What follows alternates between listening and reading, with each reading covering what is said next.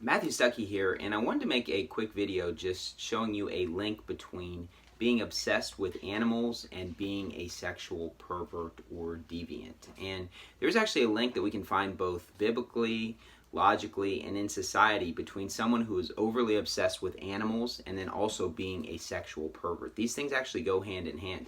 And so when you think to the Bible, to the book of 1 Samuel, and you think about the Philistines, the god they were worshiping was Dagon, and Dagon was said to be a fish god. So the god they were worshiping was an animal god. Now, many pagan societies have had animal gods that they have worshipped, but oftentimes they also have just human gods that they worship, just normal gods, not animal gods. But the Philistines had Dagon, which was a fish god. And so in 1 Samuel chapter 6, verses 4 and 5, this is what it says. Then said they, What shall be the trespass offering which we shall return to him? They answered, 5 golden emerods and 5 golden mice. So first we see them worshiping a fish god, and then they said, you know what, we're in trouble. You know, the gods are angry with us. We've got to make them happy. We've got to get forgiveness. So what are we going to do as an offering or as a gift? Give them 5 golden emerods and 5 golden mice. So you see an obsession with animals there, and then 5 golden emerods. That's just perversion. You know, that's not even something that would come into a normal person's mind. Then in verse 5 it says, Wherefore ye shall make images of your emerods and images of your mice that mar the land. And so we're seeing a link between being obsessed with animals and then being sexual perverts. I mean, this is not something that would come into your mind. You say, well, we got to make God happy. We got to appease him. We got to make an offering. So let's make an offering of emerods and mice. It's like, what kind of a person would even think of something like that? And if you remember, King Saul, you know, before he committed suicide, his armor bearer, he actually asked to kill him, you know. And the reason why he asked his armor bearer to kill him is he was worried that the Philistines would come and abuse him. What it says in 1 Samuel 31 verse 4 is this, Lest these uncircumcised come and thrust me through and abuse me. What is he talking about when he says abuse me? Well, he's talking about being sexually defiled, because he understood that the Philistines were, worshiping these animal gods, and that they were perverts, they were weirdos, they were freaks. And, you know, a normal guy would rather just die than be, you know, sexually molested and then killed. And so Saul says, I'll just, just ask you to kill me. And if he wouldn't kill him, then he actually ended up killing himself. Now, obviously we know King Saul was a believer. He's in heaven because it is eternal life, whether it's the Old Testament or New Testament. But he chooses to end his life because he's afraid of being abused. So we're seeing a link between, worshiping, a fish god, having an over obsession with mice, and then we also see that, they take images of their emerods, and then, Saul is worried about being physically molested by these Philistines. And so we're seeing a link between animal obsession and sexual perversion. And you say, well, maybe that's a coincidence. Maybe that's just this situation.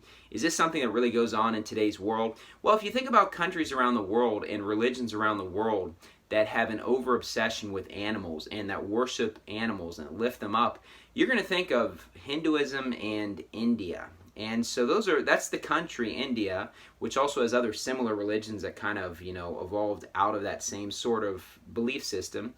And then you have the country of India, so Hinduism and India. And so when you see this, there's no question that Hinduism and in India, they worship a lot of animals. One of their big animals that they worship is Ganesh, the elephant god. And so Ganesh is one of their top 5 or 10 gods that they worship, and it's a god that has an elephant head. And so, there's an obsession with animals right there. And, when it comes to in India, they worship the elephant because he's a very powerful animal, and they end up worshiping it.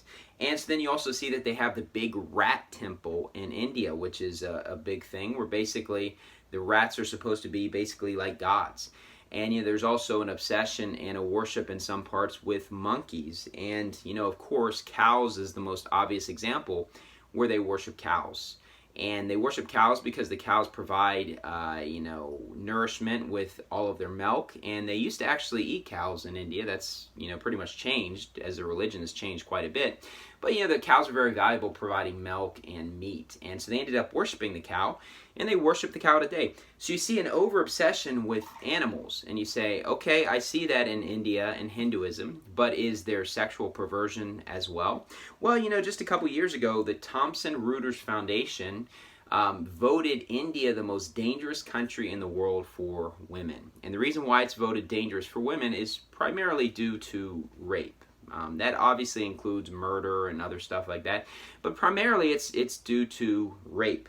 And India is said to be the #1 country in the world. It's known as the rape capital of the world to a lot of people.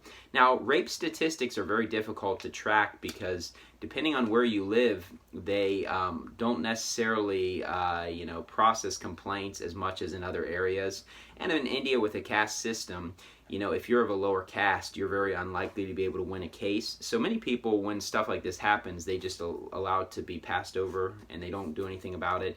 And depending on what country you are, they might be tough on crime, they might not. So it's hard to get accurate statistics, but it's known as the rape capital of the world to a lot of people. It's also said to be the #1 country in the world for child trafficking. And so obviously with child trafficking, there is sexual perversion attached to that. And, they've got the Devadasi tradition, which I might be pronouncing incorrectly, but where basically women, before they hit puberty, are dedicated to this goddess, and they're basically a sex slave. And, to any guys that would want a part of them. And it's kind of morphed into more prostitution, but they used to be just kind of these provocative dancers at a very young age. And it's kind of morphed into guys cross-dressing and being part of this Devadasi tradition as well, just these sex slaves. So real perversion. And, even in the Hindu temples, you see the statues and in parts of India where they have just bestiality and other just sexual perversion, and just even in the temples. Like if you were to walk in, I've never been in a Hindu temple, but as it said, that they have these graphic perversion on the sides of the temples. And so there's no question that in India, you do see an obsession with animals, but there's also sexual perversion as well with this religion of Hinduism. And it's said that, sex is something that's considered divine in Hinduism. And so just really perverted thoughts. And what you're seeing is an obsession with animals, and you're also seeing sexual perversion.